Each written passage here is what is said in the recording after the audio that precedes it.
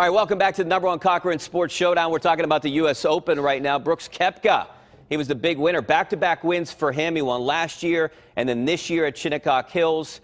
He's the first back-to-back winner since 1989 when Curtis Strange did. So a big win by Brooks Koepka, holding off guys like Dustin Johnson, Fleetwood. A bunch of guys were there threatening at the end. Patrick Reed as well. But these conditions were ridiculous, especially yesterday.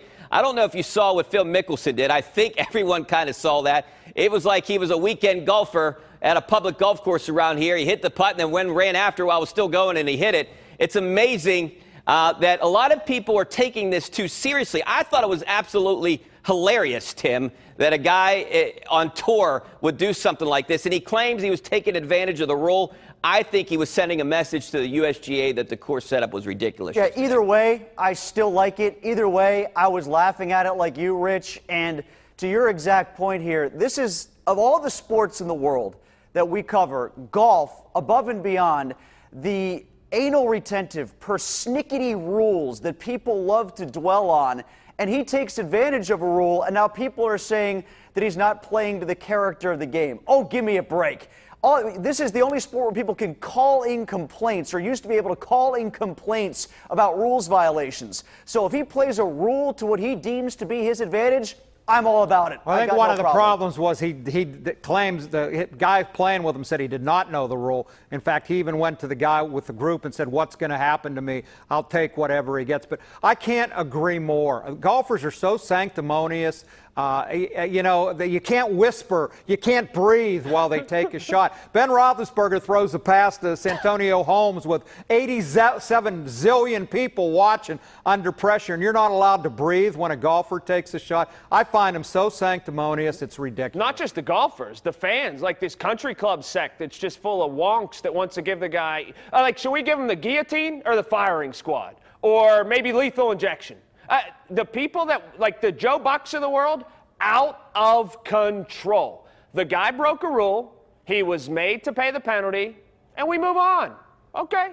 All right. That's all I got for you, Rich. You know, and the other thing, too, about this, Rich said something about, you know, they're trying to send a message that the course was too tough. They're all playing the same course. Those golfers like to whine and moan and complain more than any other athletes. Everything's got to be perfect. They don't want to be embarrassed. They don't want to take a 10 on a hole. Well, then shoot it better. Don't take a 10. Okay, I find them very obnoxious. But to that point, I think this is where you're going with it too, Rich, about the course being too difficult. If no one is below par and the course wins, is that good? Is that good for the sport? That's what the but USGA it doesn't matter because everybody plays the same course. I get it. I get it. Fleetwood shot a 63 today. Right. It wasn't too tough for him. Well, the course was set up a lot easier. The first 2 days, Dustin Johnson was 4 under. Well, plus wasn't too tough for him. The USGA was embarrassed last year in Wisconsin, and they didn't want that to happen again. I mean, what's the final score?